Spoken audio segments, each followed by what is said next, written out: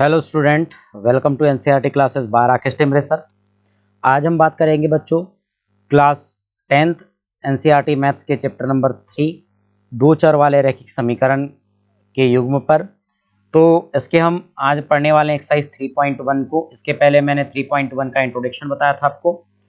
अब हम बात करने वाले हैं यहाँ पर 3.1 को। आप 3.1 को किस प्रकार से हल करेंगे इस पर चर्चा करने वाले हैं। तो बहुत ही सरल होने वाला आपके लिए क्वेश्चन, तो ध्यान से समझिएगा एक एक बातों को, ठीक है। देखो यहाँ पर कहता है पहला क्वेश्चन दिया गया है। आफ्ताब अपनी पुत्री से कहता है कि 7 वर्ष पूर्व मैं तुमसे 7 गुनी आयु का था, है ना। क्या कहता है? आफ्ताब अपनी पुत्री से कहता है कि 7 वर्ष पूर्व मैं तुमसे 7 गुनी आयु का था, अब से 3 वर्ष बाद मैं तुमसे केवल 3 गुनी आयु का रह जाऊंगा। ध्यान से सुनना, क्या बोलता है? आफ्ताब अपनी पुत्री से कहता है कि 7 वर्ष पूर्व मैं तुमसे 7 गुनी आयु का था, अब से 3 वर्ष बाद मैं तुमसे केवल 3 गुनी आयु का रह जाऊंगा। क्या यह मनोरंजक है? हाँ, मनोरंजक है। इस स्थिति को बीजगणितीय एवं ग्राफीय रूप में व्यक्त कीजिए। क्लियर, बहुत ही अच्छी बात कहा है यहाँ पर। तो हम एक एक पॉइंटों को ध्यान से लिख करके समझेंगे, ठीक है। तो देखिएगा, सबसे पहले आफ्ताब अपनी पुत्री से एक बात कह रहा है कि आज से 3 वर्ष पूर्व, ठीक है, क्या बोला? 7 वर्ष पूर्व मैं तुमसे 7 गुनी आयु का था। अब मैं यहाँ पर ध्यान से देखना, एक एक हल, पहले क्वेश्चन के हल को बताना चाहूंगा। तो हल में क्या करोगे? दिया है, पहली तो बात दिया है नहीं, आप क्या करोगे? माना। क्या लिखोगे यहाँ पर? माना आफ्ताब की आयु बराबर x वर्ष, ठीक है। वह पुत्री की आयु बराबर y वर्ष। ये बात क्लियर हो गई। अब क्या कहता है? आफ्ताब की आयु x वर्ष हुई, पुत्री की आयु y वर्ष हो गई। अब क्या कहता है? तब प्रश्नानुसार कंडीशन देखेंगे तो कहता है कि 7 वर्ष पूर्व मैं तुमसे 7 गुनी आयु का था। अब कहता है 7 वर्ष पूर्व, मतलब x में भी आप क्या कर दो? 7 को घटा दो, है ना। यही बात कहा उसने। क्या बोल रहा है? आज से 7 वर्ष पूर्व। देखो यार, इसकी वर्तमान आयु हमने कितनी माना है? इसकी वर्तमान आयु को हमने x माना है। तो 7 वर्ष पूर्व मतलब आज से 7 वर्ष पहले की बात बोला, मतलब x में से 7 को हम घटाएंगे तो बराबर y में से भी 7 को घटाना पड़ेगा, क्योंकि वर्तमान आयु तो x और y है ना।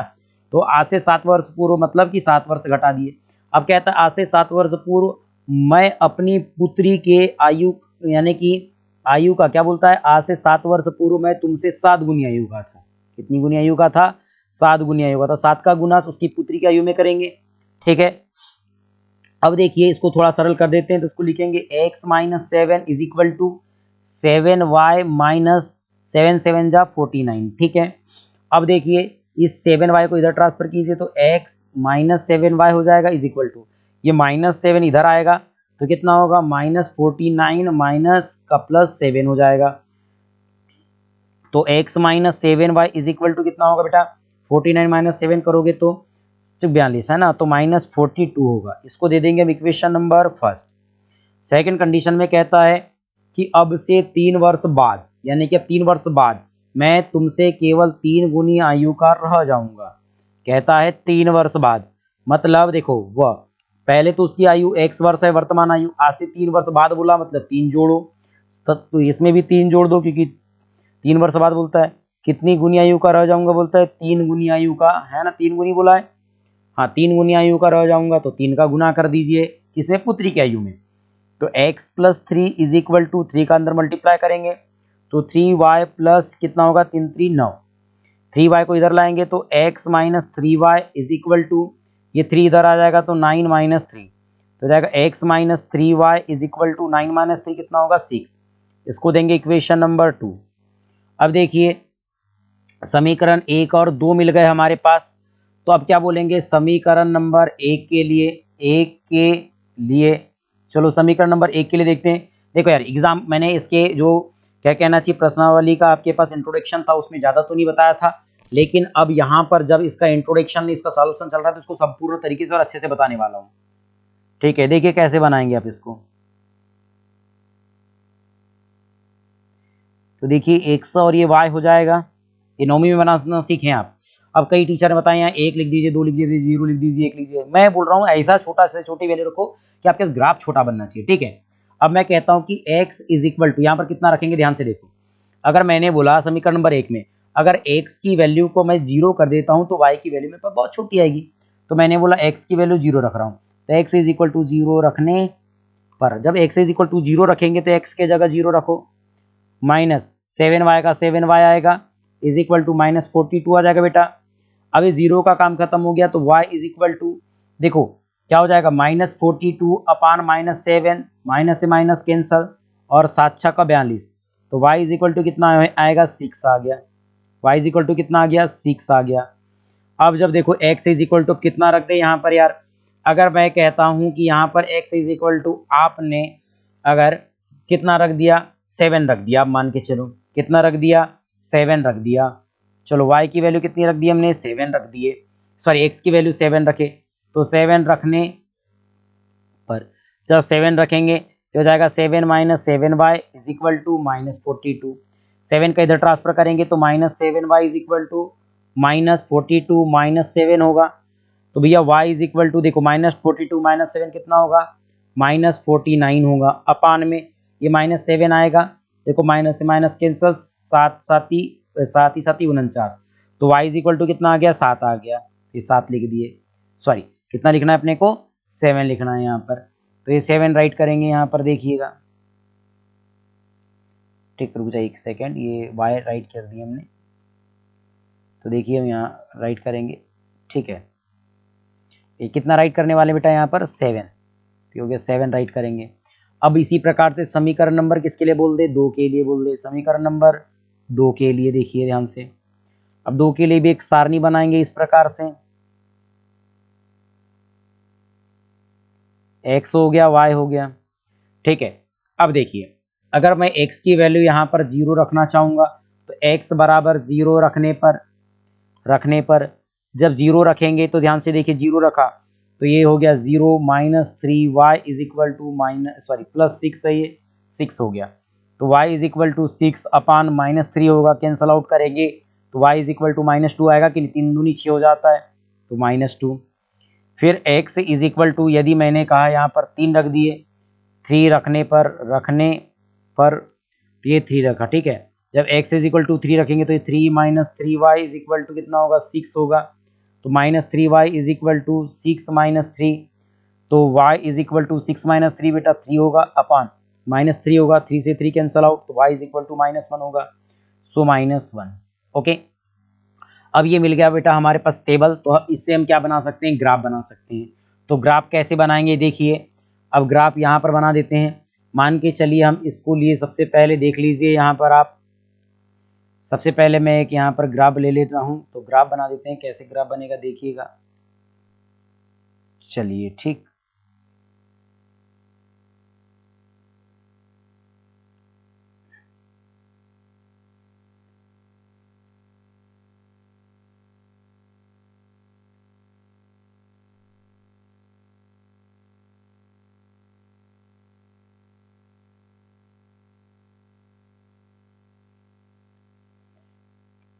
ठीक है, ये बन गया हमारे पास। इसको हम कह सकते हैं x, और इसको बोलेंगे हम x डैश, इसको बोलेंगे y, और इसको बोलेंगे y डैश। ओके, ये मूल बिंदु होता है। ये आपका 1 हो गया, 2 हो गया, 3 हो गया, 4 हो गया, 5 हो गया, 6 हो गया। ये 1 है, 2 है, 3 है, 4 है, 5 है, 1 2 3 4 5, 1 2 3 4 5 6, ठीक है। इसको 1 बोलते हैं, है ना, 1 2 3 4 5 एंड 6। इसको -1 -2 -3 -4 -5 और ये -6, ठीक है। इसी प्रकार से हम y एक्सिस पर ले लेंगे, ठीक है। तो y एक्सिस से लेंगे, यहाँ पर ध्यान से देखिएगा, y एक्सिस से कैसे लेंगे, तो ये हो जाएगा आपका 1 होगा, 2 हो गया, 3 हो गया, 4 हो गया और ये 5 हो गया, ठीक है। अब देखिएगा जब 5 हो गया, इसके बाद अगर हम देखें तो इसको बोलेंगे -1, उसके बाद इसको बोलेंगे -2 है ना, इसको -1 -2 -3 -4 और इसको -5 बोलेंगे। ठीक है, अब देखिए आगे क्या होने वाला है, इसके बाद हम देख सकते हैं इसको। देखो अब क्या क्या बोला बेटा, यहाँ पर कहता है कि x की वैल्यू 0 तो y की वैल्यू 6 है ना, x की वैल्यू 0 तो y की वैल्यू 6। अगर मैंने x की वैल्यू 0 रखा तो y की वैल्यू मेरे पास कितनी आ गई 6, और 6 यहाँ मिलेगा तो ये 6 मैंने बोल दिया ये। ठीक है, तो 0 6 यहीं पर मिलने वाला है हमको बिंदु। उसके बाद कहता है x की वैल्यू 7 तो y की वैल्यू भी 7। अब 7 7 तो लिखे नहीं है, तो x की वैल्यू ये 7 हो गई, तो y की वैल्यू 7 ये होगी कि नहीं, यहाँ पर होगी। दोनों को मिलाओगे तो अप्रॉक्स यहाँ पर मिलेगा समथिंग कहीं। तो अब 6 0 6 और इस 7 को हम क्या कर देंगे, इस प्रकार से ड्रॉ कर देंगे, मिला देंगे, ये ऐसा आगे की ओर बढ़ेगा। ठीक है, उसके बाद दूसरा देख लो, कहता है x की वैल्यू 0 तो y की वैल्यू -2 है ना। x की वैल्यू कितना लेना है अपने को, 0 लेना है, तो y की वैल्यू -2 ले लेंगे। ये -2 हो गया, क्या हो गया बेटा, ये -2 हो गया आपका। कहाँ गया -2, ये। उसके बाद x की वैल्यू 3 तो y की वैल्यू -1। देखो x की वैल्यू 3 तो y की वैल्यू कितनी हो जाएगी, -1 हो जाएगी। x माइनस, कुछ गलत हो गया क्या, सॉरी, x की वैल्यू 0 थी पहले, है ना। क्या बोला यहाँ पर, x की वैल्यू 0 तो y की वैल्यू -2, x की वैल्यू 0 तो y की वैल्यू -2 ये होगी, और x की वैल्यू 3 तो y की वैल्यू -1 ये होगी, है ना। तो -1 कहाँ पर आ जाएगा, ये आएगा, 3 -1 यहाँ आएगा। तो दोनों बिंदुओं को मैं इस प्रकार से यहाँ पर ज्वाइन करेंगे, कर देंगे ज्वाइन। तो ये हो जाएगा आपका, क्या होगा बोलो जल्दी से, ये आपका ग्राफीय रूप हो जाएगा, इसका ग्राफीय रूप भी होने वाला है। ठीक है, तो इसी प्रकार से इन क्वेश्चनों को देखा जाता है। सेम इसी प्रकार से अगर मैं इसके नेक्स्ट क्वेश्चन पर चलूँ, तो अब यहाँ पर ग्राफीय रूप को भी देखेंगे और दोनों बातों को देखने वाले हैं, है ना। तो क्या कहता है कि क्रिकेट टीम के एक कोच ने 3900 रुपए में 3 बल्ले और 6 गेंदें खरीदी। बाद में उसने एक और बल्ला और उसी प्रकार की 3 गेंदें 1300 रुपये में खरीदी। इस स्थिति के लिए क्या बोलता है, बीजगणितीय तथा ज्यामितीय रूप में व्यक्त कीजिए। तो अब ध्यान से देखिए इस क्वेश्चन को, क्या बात कहा। तो सबसे पहले हम मान सकते हैं दूसरे के हल में, सबसे पहले हम बोलेंगे माना।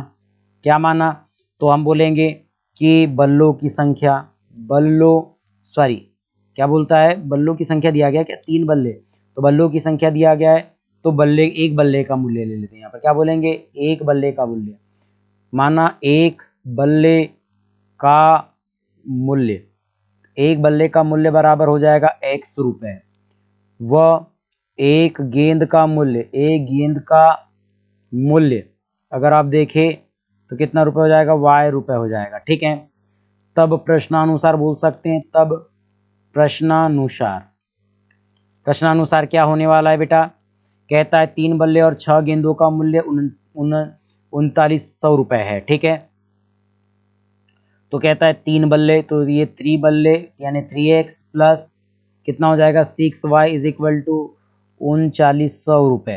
ये तो बोला 3 बल्ले और 6 गेंद यानी कि 3 बल्ले और 6 गेंदों का मूल्य, तो भैया 3 बल्ले का मूल्य, 3 बल्ले गुना एक यानी कि 3 बल्ले गुना एक बल्ले का मूल्य और 6 बल्ले गुना एक बल्ले का मूल्य बराबर कितना हो जाएगा, 3900 रुपये हो जाएगा। अब देखो ये 3 से कट सकते हैं, काट दो तो इसको सिंपल कर दो, तो देखो दोनों पक्षों में 3 से भाग दे रहा हूँ, ये हो जाएगा x प्लस ये हो जाएगा 2y, क्योंकि देखो 3 से कट गया और ये 3 से 2 टाइम कट गया, और ये 3 से कितने टाइम कटेगा बेटा, 3 1 जा 3, 3 जा 9, ये हो जाएगा 1300। ठीक है, कितना हो जाएगा 1300, तो ये हो जाएगा समीकरण नंबर 1। अब देखो दूसरी बात उसने कहा कि एक बल्ला और उसी प्रकार की 3 गेंदें 1300 रुपये में खरीदी जाती है। अब कहता है एक बल्ला, अब क्या उसने कितने बल्ले, एक बल्ले, तो हम बोलेंगे एक बल्ला मतलब 1 इंटू एक्स, तो इसको एक्स ही बोल दूँ, plus 3y is equal to कितना रुपये है, 1300 रुपये है। अब देखो ध्यान से, ये हो गया समीकरण नंबर 2, कितना हो गया, अब हमारे पास समीकरण नंबर 2 हो गया। अब देखिए ध्यान से कि अब 2 चीज़ें हो गई हमारे पास, अब हम क्या करने वाले हैं, इसको हल करेंगे। तो देखिए इसका हल कैसे हो जाएगा, तो सिंपल सी बात है, हल करने के लिए सबसे पहले हम समीकरण नंबर 1 लेंगे। तो समीकरण नंबर 1 में अगर आप समीकरण नंबर 1 में देखेंगे तो x की वैल्यू, चलो पहले एक कॉलम बना लेते हैं, ऐसा डिब्बा बना लिए, तो ये हो गया x की वैल्यू और ये y की वैल्यू। कुछ डिब्बा गलत हो गया थोड़ा सा ना, मतलब कि डिब्बा कैसा हो गया, ठीक नहीं बना हमारे पास, तो डिब्बे को हम थोड़ा सा अच्छे से बनाना चाहेंगे। तो देखिए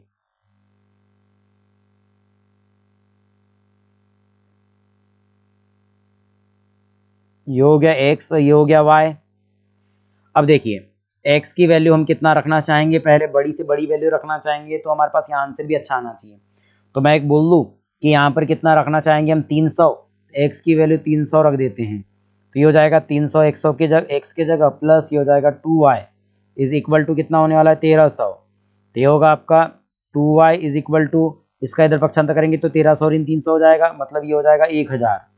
तो 2 से 1000 को काटोगे तो y इज इक्वल टू कितना आएगा 500 आएगा 500। तो ये 500 लिख दिया। फिर कहता हूँ, फिर यहाँ से देख लेते हैं तो कितना हो जाएगा कि यहाँ पर x इज इक्वल टू हम कह देते हैं x इज इक्वल टू कितना रख देंगे।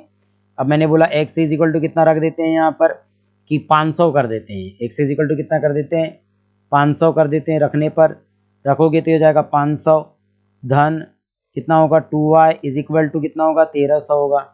तो अब क्या बोलोगे कि इसका ट्रांसफर इधर करोगे तो ये जाएगा 2y इज इक्वल टू 1300 में से 500 गया तो 800 हो जाएगा। अब देखो 2 से 800 को काटोगे तो 4 बार कटेगा, 400 बार कटेगा तो हो जाएगा y की वैल्यू कितनी आ गई 400 आ गई। तो यहाँ पर कितना लिखेंगे, यदि हमने 500 रखा था x की वैल्यू तो इसकी वैल्यू कितनी आएगी 400 रुपये आ जाएगी। ठीक है। अब देखो अगर समीकरण नंबर 2 के लिए देखोगे तो समीकरण नंबर 2 के लिए आप देखने वाले हैं तो इसको लिखोगे समीकरण नंबर 2 के लिए ऐसा लिखोगे, ये होगा x और ये होगा y। ठीक है। अब देखो x के लिए अगर मैंने यहाँ पर कहा कि आप x की वैल्यू 400 रखते हैं तो देखो x इज इक्वल टू 400 रखने पर रखेंगे तो हो जाएगा 400 धन 3y बराबर 1300। तो 13 इस 400 को इधर ट्रांसफर करेंगे माइनस में जाएगा तो ये जाएगा y इज इक्वल टू 13 में से 4 गया तो 900 आ जाएगा, बटे में 3 से काटोगे तो y इज इक्वल टू कितना आएगा 300 आएगा। तो ये आ गया 300 रुपये। उसके बाद देखिए कि यदि x इज इक्वल टू आप कितना रखते हैं कि 100 रुपये रखते हो, कितना रुपये रखते हो 100 रुपये रखते हो 100 रुपये, तो क्या हो जाएगा यानी 100 रखने पर तो कितना हो जाएगा यार यहाँ पर 100 धन 3y बराबर 1300। 100 को इधर ट्रांसफर करोगे तो y इज इक्वल टू 1300 में से 100 गया तो कितना आएगा 1200 बटे में 3 3 चौं 12 तो y इज इक्वल टू कितना आ गया 400 आ गया। तो जब आपने यहाँ 100 रखा तो कितना आया 400 आया। अब ग्राफ बनाते हैं तो देखो ग्राफ में यही बना के बता देता हूँ आपको कि ग्राफ बनाना कैसे है। चलिए देखिए ये क्या हो गया आपके पास x dash y dash. Okay ये बात देख ली हमने। अब देखिए इसको आप कैसे रिप्रेजेंट करेंगे। चलिए अब मैंने कहा कि मेरे पास 0 है यानी वो है यानी 0 हो गया, 1 हो गया, 2 हो गया, 3 है, 4 है, 5 है, 1 है, 2 है, 3 है, 4 है, 5 है, 1 2 यानी -1 -2 -3 -4 -5 -1 -2 -3 -4 और -5। अब आप बोल रहे होगे सर यहाँ तो 100 की गिनती में अगर आपने ऐसा लिखे, अब इकाई मान लो ना 100 बराबर 1, 100 बराबर 1। ठीक है, इस इकाई मान लो। अब ध्यान से देखिए इसको कैसे रिप्रेजेंट करेंगे हम। अब मैंने कहा कि x बराबर 300 है मतलब 3 है तो y बराबर 5 है। जब x बराबर ये 3 देखो 0 से लेके 3 पर चले x पर तो y बराबर की 5 आ गया। ये दोनों को आप ज्वाइन करोगे तो लगभग यहाँ पर मिलने वाला ये 3 5। उसके बाद देखिए x बराबर 5 है तो y बराबर 4 है। देखो x बराबर 5 आ गया तो y बराबर कितना आ गया 4 आ गया। ये तो दोनों अप्रॉक्स यहाँ पर मिलने वाले हैं। इन दोनों बिंदुओं को क्या कर दीजिए ज्वाइन कर दीजिए, ऐसा ज्वाइन कर दिए हमने। उसके बाद देखिए क्या कहता है दूसरे इसमें कि x बराबर 400 तो y बराबर 300, तो x बराबर 400 तो y बराबर 300 अप्रॉक्स यहाँ मिलने वाले हैं। ठीक है। उसके बाद क्या कहता है x बराबर 100 तो y बराबर 400 यहाँ पर मिलने वाले हैं। तो ये दो रेखाएं ऐसी चले जाएगी लगभग। ठीक है, और ये इसका क्या होगा ग्राफी रूप होगा। सेम इसी प्रकार से इसका थर्ड क्वेश्चन देख लेते हैं। थर्ड क्वेश्चन क्या दिया गया हमारे पास, कहता है 2 केजी सेब और 1 केजी अंगूर का मूल्य 160 रुपये था। 1 महीने बाद 4 केजी सेब और 2 केजी अंगूर का मूल्य 300 रुपये हो जाता है। इस स्थिति को बीजगणितीय रूप में लिखना है। ठीक है। अब देखिए ध्यान से कि 2 केजी सेब और 1 केजी अंगूर का मूल्य जो है आपके पास 600 रुपये है। तो मैं एक बात बोल के चलूँ कि 1 kg सेब का मूल्य हम बोल दें, है ना। तो सेब का मूल्य ले लेते हैं यहाँ पर। हल में हम कहेंगे माना सेब का मूल्य बराबर 100 रुपये। उसके बाद अंगूर का मूल्य अंगूर का मूल्य बराबर y रुपये। ठीक है। अब सेब का मूल्य 100 रुपये है और अंगूर का मूल्य y रुपये है, तो क्या होगा, तब प्रश्नानुसार आप देखेंगे तो प्रश्नानुसार क्या होगा, कहता है भैया दवाई देने में। तो अब क्या बोलता है, तब प्रश्नानुसार उसने प्रश्न में क्या कहा, कहता है कि 2 kg सेब का मूल्य और 1 kg अंगूर का मूल्य। ठीक है। तो अब ध्यान से देखिए 160 रुपये हैं, तो हम कहेंगे कि 2 kg मतलब कि 2x plus y is equal to 160 rupees. यही बात कहेंगे ना बेटा, कि देखो 2 kg सेब था, है ना, 2 kg सेब था मतलब 2x हो जाएगा। 1 kg का मूल्य तो 100 रुपये है ना, 2 kg का 2x हो जाएगा और ये 1 kg अंगूर का मूल्य y रुपये, बराबर कितना हो जाएगा 160। उसके बाद दूसरा देखेंगे आप, तो कहता है कि 4 kg सेब और 2 kg अंगूर का मूल्य 300 रुपये था, है ना। तो कितना का, 4 kg सेब और 2 kg अंगूर का मूल्य 300 रुपये। ठीक है। तो कहता है कि 4 kg सेब का मूल्य और 2 kg अंगूर का मूल्य कितने रुपए, 300 रुपये है। इसको सरल कर सकते हैं, 2 का भाग देंगे तो 4 कट गया, 2x आ गया, प्लस ये y आ जाएगा, इज इक्वल टू कितना होगा 150 हो जाएगा। समीकरण नंबर 2। कैसे बोला मैंने, 2 से दोनों पक्षों को काट दिया। ठीक है। अब क्या करेंगे आप, कि दोनों पक्षों को देख रहे हैं आप, तो इसको आप अच्छे से समझिएगा। तो मैं बोलूंगा समीकरण नंबर 1 के लिए देखेंगे आप अच्छे से। तो अब मैं एक एक बात आपको लिख करके बता देता हूं कैसे लिखेंगे। तो क्या हो जाएगा, ये हो जाएगा x और ये होगा y। तो सबसे पहले बोलेंगे x इज इक्वल टू, अब x कितना रखूं समीकरण नंबर 1 में, देखो अगर मैं x की वैल्यू सपोज कितनी रख दूं, 40 रख दूं, 40 दूनी 80। हाँ, तो कितना हो जाएगा 40 दूनी 80, तो 40 रख दूं, 40 रख दिए, ये हो गया 40 रखने पर रखेंगे तो कितना हो जाएगा, ये हो जाएगा 2 × 40 plus y is equal to 160। अब देखिए 40 दूनी 80 होगा, तो y इज इक्वल टू 160 में से 80 इधर ला लो पक्षांतर करके, तो y इज इक्वल टू कितना होगा 80 होगा। तो y की वैल्यू कितनी आ गई, 80 आ गई। फिर कहता हूं मैं कि अगर x की वैल्यू आप, फिर x इज इक्वल टू आप ले लीजिए, मान के चलिए 90 रुपये, सॉरी कितने रुपए, 60 रुपये रख दीजिए, 60 रुपये रख रहे हैं आप। तो x इज इक्वल टू 60 रखने पर रखेंगे तो हो जाएगा 2 × 60 plus y is equal to 160। अब देखिए 60 दूनी कितना होगा 120, तो y इज इक्वल टू कितना होगा 160 में से 120 को घटाऊंगा तो इज इक्वल टू कितना हो जाएगा, ये होगा 0 में से 0 हो गया, 6 में से 2 गया तो 4, है ना, तो 40 आ जाएगा। मतलब कितना आ गया, y की वैल्यू 40 आई। तो मैंने बोला यहाँ पर 60 रखा आपने, तो कितना आ गया 40 आ गया। अब देखिए समीकरण नंबर हम 2 के लिए चलते हैं, 2 के लिए। अब देखिए समीकरण नंबर 2 के लिए इस प्रकार से टेबल बनाएंगे हम, ये हो गया x और ये हो गया y। अब हमने कहा x इज इक्वल टू, मैं कह दूँ सीधी सीधी बात कि मैं 50 रख दूँ, कितना रख दूँ 50 रख दिया, x बराबर 50 रखने पर तो ये हो जाएगा बेटा 2 × 50 और ये plus y is equal to ये हो जाएगा 150। तो 50 दूनी 100 मतलब y is equal to 150 minus 100 कर देंगे, दिस इक्वल टू 50 आएगा। तो y इज इक्वल टू कितना आ गया, अगर आपने इसकी वैल्यू 50 रखा तो इसकी वैल्यू भी 50 आएगी। क्लियर है। फिर मैंने कहा कि x इज इक्वल टू आप 40 रख दीजिए, 40 रखने पर तो क्या होगा, 40 रखेंगे तो हो जाएगा 2 × 40। अब कितना होगा 2 × 40 plus y is equal to कितना होने वाला है 150। तो y इज इक्वल टू कितना होगा 150 माइनस 40 दूनी 80, 80 घटा दो इधर तो हो जाएगा y इज इक्वल टू 0 और 15 में से 8 गया तो 7, ठीक है 70। तो अगर आपने यहाँ पर 80 रखा होगा, सॉरी 40 रखा होगा, ये 40 रखे तो कितना आया हमारे पास 70 आया। ठीक है। अब ग्राफ बना देते हैं, तो ग्राफ देखिएगा कैसे बनेगा, थोड़ा ग्राफ आड़ा तिरछा बन जाता है, तो ध्यान से देखिएगा लेकिन, है ना।